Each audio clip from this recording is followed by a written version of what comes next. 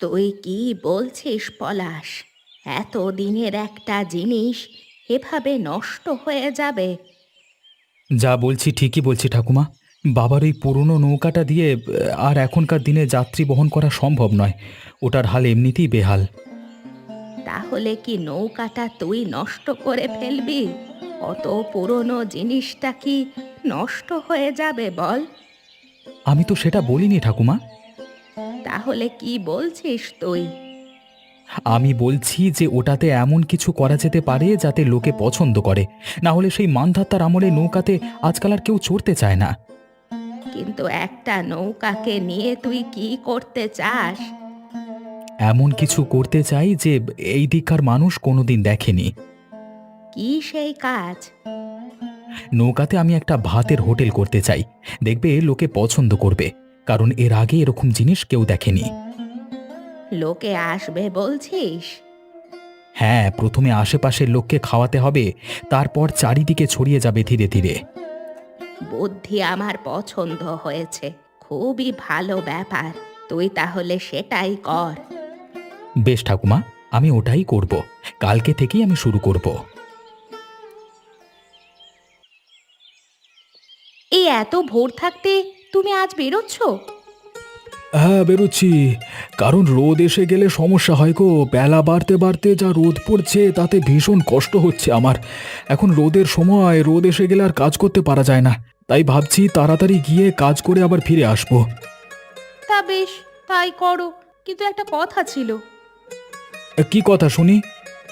তুমি ঠিক কখন আসবে বলো তো? এই রোদের বেলায় আমি কি করে আর মাঠে দেরি করব বলো তো? যত তাড়াতাড়ি কাজ শেষ করে আসা যায় বাঁচা যায় আর কি। এদিকে যে ঘরের জন্য সবজি, আনাজপাতি, তেল মশলা কিছুই নেই। তার কি হবে শুনি? তো আমি কি করব তাতে? না নিয়ে আসলে রান্না হবে কি করে? তুমি সব কথা এই বেরোনোর সময় বলো, এভাবে হয় নাকি? কেন? তুমি তো আসার সময় নিয়ে আসতে পারো। না, আমার দ্বারা আনা সম্ভব নয়। আজকে কোনো মতেই আনা সম্ভব নয়। দিন দিন যত বুড়ো হচ্ছ তত অলস হয়ে যাচ্ছ তুমি। ঘরের একটা কাজ তো ছেড়ে দাও, অন্য কোনো কাজও করতে পারো না তুমি। কেন? আজকে হঠাৎ করে তোমার আবার কি হলো? আজ হঠাৎ করে নয়, এত বছর ধরে দেখছি তো তাই বলছি। সংসার চালানোর দিকে কোনো মন নেই তোমার। কোন জায়গাটায় দেখলে আমার মন নেই? এই যে, কোনো কাজবাজ করার ধান্দা নেই। যেখানেই গতর খাটাতে হয় সেখান থেকেই তুমি পালিয়ে যাও। এভাবে কি আর সংসার চলে? তাহলে আর করবোটা কি আমি? কেন? গোটা গ্রামের লোকেরা যা করছে চাষবাস, তুমি তাই করবে। চাষবাস করে খেটে খাবে এবং খাওয়াবে। এই গরমের দিনে চাষবাস করা আমার দ্বারা সম্ভব নয়। তাছাড়া চাষবাস আমাদের হবে না। আর তুমি জানো এই চাষের কাজে কত কষ্ট। এমন করে বলছো জানো আর কেউ করছে না, শুধু তোমাকে একাই করতে হচ্ছে। রাজ্যের লোক যা করছে, চেষ্টা করলে তুমিও তা করতে পারবে। তুমি আমার ব্যাপারটা বুঝছো না। আর তুমি বলছো না যে একটা গোটা সংসার চালাতে হয় আমাকে? একটা কথা কান খুলে শুনে রাখো। যদি কাজবাজ করে সংসারে টাকা আনতে না পারো, তাহলে আমি উনুনে হাঁড়ি বসানো বন্ধ করে দেব। পেটে যখন টান পড়বে তখন ঠিকই কাজ করতে ইচ্ছে করবে। তোমার মতো নিকম্মা লোকের এটাই শাস্তি। তোমার মতো মানুষের সাথে একসাথে থাকা যায় না। গেলাম আমি। তুমি থাকো তোমার মতো করে, ভাল লাগে না।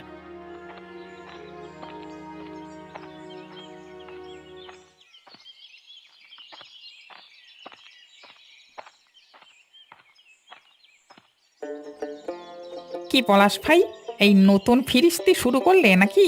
হ্যাঁ, কেন, পছন্দ হয়েছে? কি শুরু করলে সেটাই তো বুঝতে পারছি না। এ হলো আমার নতুন ভাসমান ভাতের হোটেল। এই হোটেল ভেসে ভেসে বেড়ায়, বুঝলে?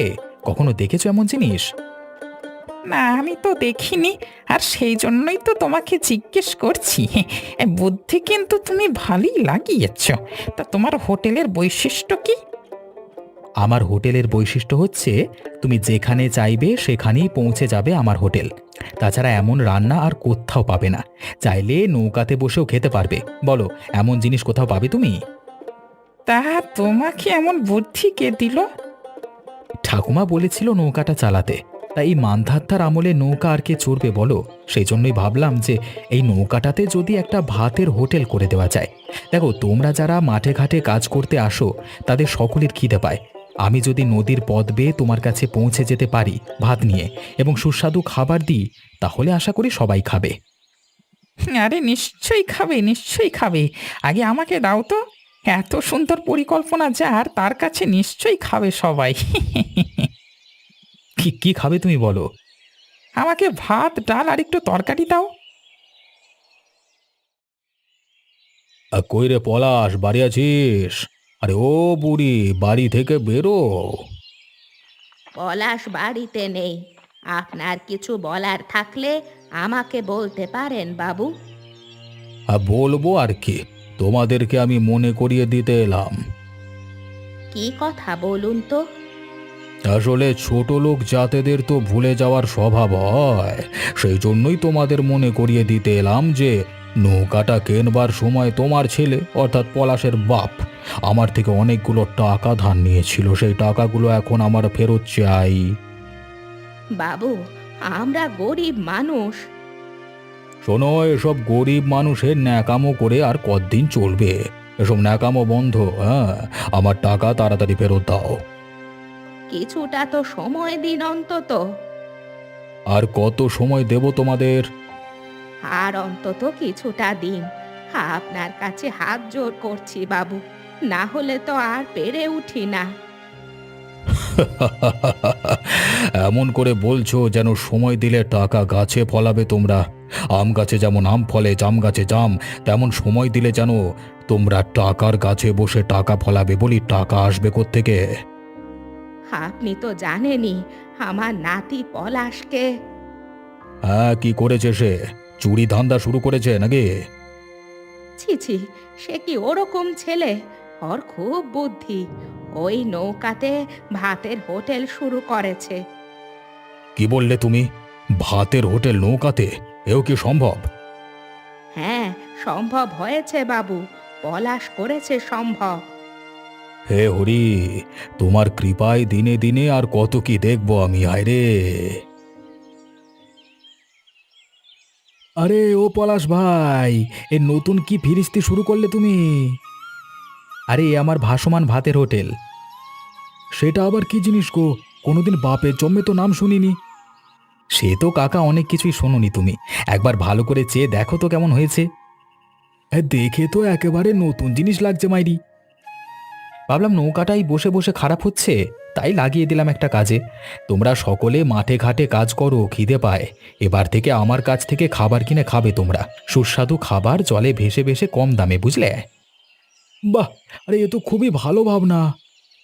শুধু বললেই হবে না গোপাল কাকা, এসে খেয়ে যাও তাড়াতাড়ি, না খেলে মজাটা বুঝবে না। আমি খুব খুশি হয়েছি ভাই তোমার বুদ্ধিতে। আরে এসো তো আগে। তোমার বাবা মারা যাওয়ার পর যেভাবে তুমি সংসারের হাল ধরেছ, তার উপরে নতুন বুদ্ধি করে বাবার নৌকাটাকে কাজে লাগাচ্ছ, তোমার মতো ছেলে আজকাল আর দেখা যায় না ভাই। আরে তোমরা আশীর্বাদ করছো তবেই না।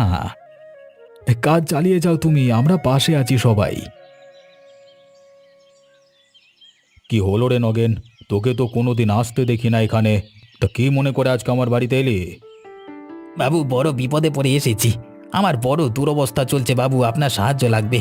আপনার কৃপা ছাড়া আমার মুক্তি নেই বাবু। তা স্মরণে যখন এসেছিস বলে ফেল, কি দাবি তোর? বাবু, আমার সংসারের বড় দুরবস্থা। রোজ ঝামেলা চলছে সংসারে, বউ প্রচণ্ড কথা শোনায়, কোনো কাজ বাজ করতে পারি না বলে। আপনি দয়া করে একটা কাজে রেখে আমাকে করে দিন। কাজ পাওয়া কি মুখের কথা রে? কাজ কি মামার বাড়ির মোয়া নাকি যে বললেই পাওয়া যায়? আপনি এই গ্রামের মোড়ল বাবু, আপনি চাইলে আমার একটা হিললে তো হয়েই যাবে। আরে নগেন, তুই বড় ভুল সময় এসেছিস রে। কেন বাবু, ভুল সময় কেন? তোকে সত্যি কথাই বলছি, হাতে একদম কাজ নেই আমার এখন। আমার অবস্থাটা বোঝবার চেষ্টা করুন বাবু। আমার সংসারের প্রচণ্ড অশান্তি। আমি যদি কাজ করে টাকা রোজগার না করি, তাহলে আমার সংসারটা ভেঙে যাবে। দাঁড়া দাঁড়া, আমাকে একটু ভাবতে দে। আপনি ভাবলে নিশ্চয়ই কিছু একটা উপায় বের হবে বাবু। একটা কাজ আছে বটে, তবে আমার মনে হয় সেই কাজ তুই করতে পারবি না। কি এমন কাজ বাবু আমি করতে পারবো না? কঠিন কাজ। তবে পয়সা অনেক আছে তাতে। পয়সা থাকলে আমি করব, যে কোনো ধরনের কাজ আমি করতে পারি। আপনি শুধু বলুন আমাকে, আপনি আদেশ দিলে আমি যা খুশি তাই করতে পারি। দেখ, তোকে অনেক টাকা দেব, তোর সংসার ঠিক হয়ে যাবে, সব সমস্যা মিটে যাবে তোর। এত টাকা দেব যে তোকে আর ভাবতে হবে না কোনোদিন। আর থেকে যাবি আমার নিজের লোক হয়ে। শুধু এই পলাশের একটা বড় ক্ষতি করতে, এমন ক্ষতি করতে হবে যে পলাশ আর মাথা তুলে যাতে দাঁড়াতে না পারে। এ সামান্য কাজ বাবু, হয়ে যাবে ধরে নিন, এ কাজ আমি খুব পারবো। বেশ, করে দেখা তাহলে। তুই যদি তোর কথা রাখতে পারিস, আমিও আমার কথা রাখবো, কথা দিলাম। কি নেবে গো তুমি? আমাকে ভাত ডাল আর সবজি দাও। বেশ বেশ, এই নাও।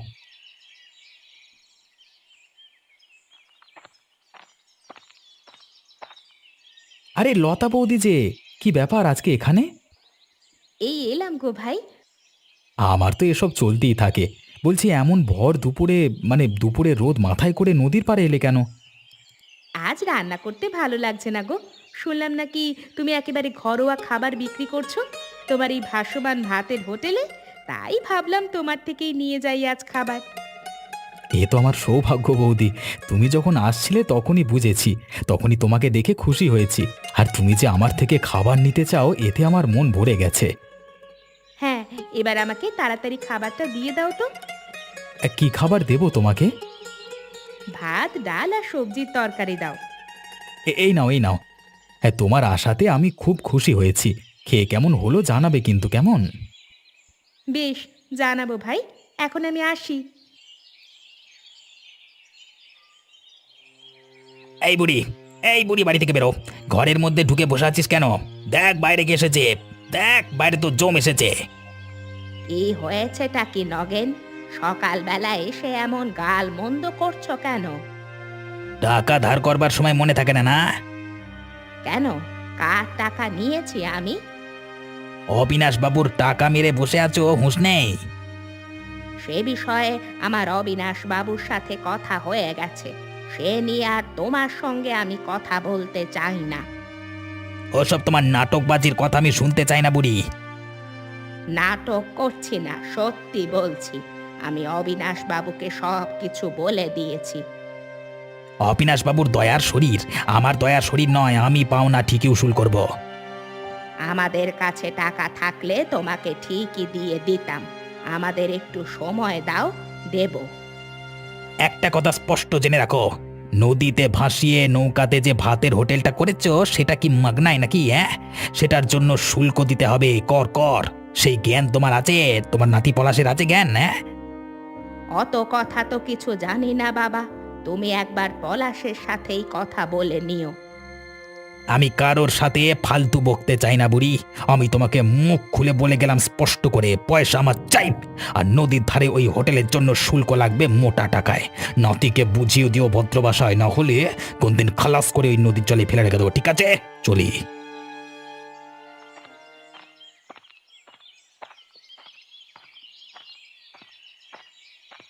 কি হলো ঠাকুমা, তুমি এই রোদের বেলায় এমন দৌড়ে দৌড়ে আসছো কেন? আরে, ওই শয়তান নগেনটা এসেছিল আমাদের বাড়িতে। এসে আমাকে হুমকি দিয়ে গেল। কি বলছো কি? আমি সেদিন অবিনাশ বাবুকে বললাম যে সব টাকা আমি পরে মিটিয়ে দেব। একটু সময়ও চেয়ে নিলাম, কিন্তু এই নগেন এসে ঝামেলা করছে। ঝামেলা করাটাই তো ওর কাজ। তা কি বলেছে শুনি আগে। বলছে যে এই নৌকায় ভাতের হোটেলের জন্য নাকি শুল্ক দিতে হবে মোটা অঙ্কের, না হলে সে তোকে বুঝে নেবে। এটা কি জোর জুলুম নাকি? সব কাজে ওর জোর খাটানো স্বভাব। কি হয়েছে ভাই পলাশ, কে তোমার উপর জোর খাটাচ্ছে? অবিনাশবাবু নগেন কাকাকে পাঠিয়ে বলেছে যে এই হোটেলের জন্য যদি আমি টাকা না দিই তাহলে আমার উপর অত্যাচার করবে। কি বলছো কি তুমি? এমন কথা অবিনাশবাবু বলতে পারলো? সেটা শুনে তো আমিও অবাক হয়ে যাচ্ছি কাকা। না না, এটা একদমই ঠিক কাজ নয়। এই কাজের প্রতিবাদ করতেই হবে আমাদের সবাইকে। এই কাজ কিছুতেই মেনে নেওয়া যায় না। তা বলে ভুল কাজের প্রতিবাদ না করে মেনে নেওয়াটাও কোনো কাজের কথা নয়। আজকে পলাশের উপর অত্যাচার করছে, কালকে অন্য কারোর উপর করবে। আমরা যদি এর সঠিক সময় প্রতিবাদ না করি তাহলে আমাদের উপর এমন অত্যাচার চলতেই থাকবে। তুই চিন্তা করিস না পলাশ, অবিনাশ বাবু যে ভুলটা করেছেন সেটা সঠিকভাবে সবাই মিলে বিরোধিতা করে বুঝিয়ে দিতে হবে, বুঝলি? আরে লতা দিয়ে এসেছে যে, এসো ভাই এসো। একটু তোমার সাথে কথা ছিল নীলিমা, তাই এলাম। বলো না দিদি, কি কথা? তোমার কর্তা নগেনদা পলাশের বাড়িতে গিয়ে হুমকি দিয়ে এসেছে, সে যদি ব্যবসা চালাতে চায় তাহলে তাকে মোটা অঙ্কের শুল্ক দিতে হবে অবিনাশ বাবুকে। তার সাথে ওর বাবা যে টাকা ধার করেছিল সেই টাকা সুদে আসলে শোধ করতে হবে, না হলে নাকি ক্ষতি করে দেবে।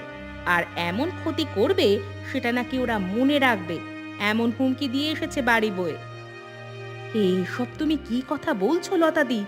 এসবের তো আমি কিছুই জানি না। ঠিক কথাই বলছি, আর বিপদ বুঝেই আমি তোমার কাছে জানাতে এসেছি। এমন কাজ তো কোনো শত্রু করতে পারে না।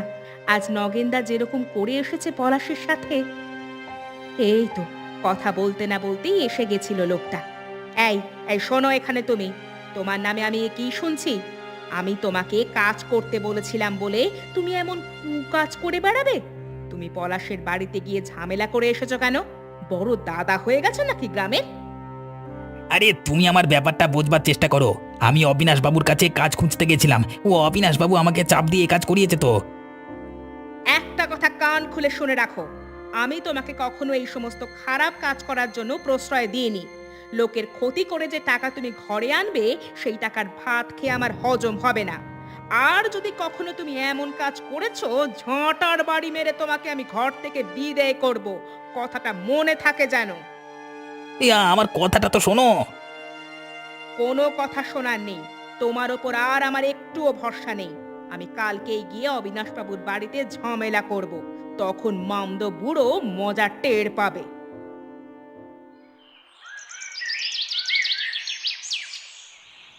কি বুঝছো বলো তো? আমার তো কিছুই ঠিক মনে হচ্ছে না। ঠিক বলেছিস তুই, যেমন শয়তান লোক এখন আবার ওর দলে ওই হাড় বজ্জাত নগেনটা যোগ দিয়েছে। তাতে করি আরো বেশি জোর পেয়েছে লোকের ক্ষতি করবার। কিন্তু যে করি হোক আমাদের বেঁচে থাকতে হবে। আমার মনটা কেমন যেন কু ডাকছে, বুঝলে? কি মনে হচ্ছে তোর? আমার মনে হচ্ছে নগেনের সাহায্য নিয়ে রাতের বেলায় কিছু একটা কাণ্ড ঘটাতে পারে অবিনাশ। ও যা ধরনের লোক, এ কাজ করাটা অসম্ভব কিছু নয়। আমাদের খুব সতর্ক হয়ে থাকতে হবে। কি করবি ভাবছিস? নৌকাতে গিয়ে পাহারা দিতে হবে রাতের বেলায়। এভাবে কতদিন পাহারা দিবি বলতো? যতদিন না ঝামেলাটার একটা কিছু সমাধান হচ্ছে ততদিন আমাদের পাহারা দিয়ে যেতেই হবে। আমারও তাই মনে হচ্ছে, বুঝলি? এখন অন্তত পাহারাটা দেওয়া খুব জরুরি। চলো তাহলে আমরা যাই পাহারা দিতে।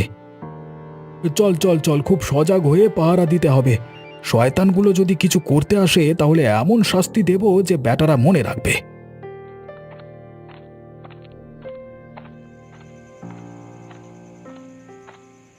যা দেখছি সেসব কি সত্যি? চুপচাপ দেখে যা পলাশ। এ তো দেখছি ঘরের শত্রু বিভীষণ কাণ্ড। আমার বউ গিয়ে ওর বউকে শুনিয়ে এসেছে না, তারপরেই হয়তো নগেনের পরিবর্তন হয়েছে মনে। ওরে বাবা, ওই ছেড়ে দে নগেন, আমাকে ছেড়ে দে, লাগছে। আমি আর কখনো এরকম করবো না। এই বুড়ো বয়সে তোর হাতের লাঠিতে হাড়গুলো ভেঙে যাবে রে, মারকে। ওরে বাবা, আমাকে ছেড়ে দে। আমি জানতাম শয়তান তুমি আজকে রাতে লুকিয়ে লুকিয়ে আসবে নৌকার ক্ষতি করতে, তাই আমিও এখানে লুকিয়েছিলাম। ঠিক সময় দেখলাম তুমি চাদর মুড়ি দিয়ে এসেছো নৌকার ক্ষতি করতে। এবার বুঝছো তুমি মার কাকে বলে। ও বাবা, ও মরে যাচ্ছি। ওরে ছেড়ে দে, লাগছে। ও বাবা ছেড়ে দে, ও একটু দয়া কর বাপ। একটা কথা কান খুলে শুনে রেখে দাও অবিনাশ, গরিব মানুষের পেটে যদি আর কখনো লাথি মেরেছ তাহলে তোমাকে এই লাঠির বাড়ি মেরে মাথা ফাটিয়ে আমি জলে ভাসিয়ে দেব। সেদিন ভগবানও তোমাকে বাঁচাতে পারবে না, কথাটা মনে থাকে জানো। ছেড়ে দে, এখনকার মতো ছেড়ে দে। ভাগো এদিকে, ভাগো।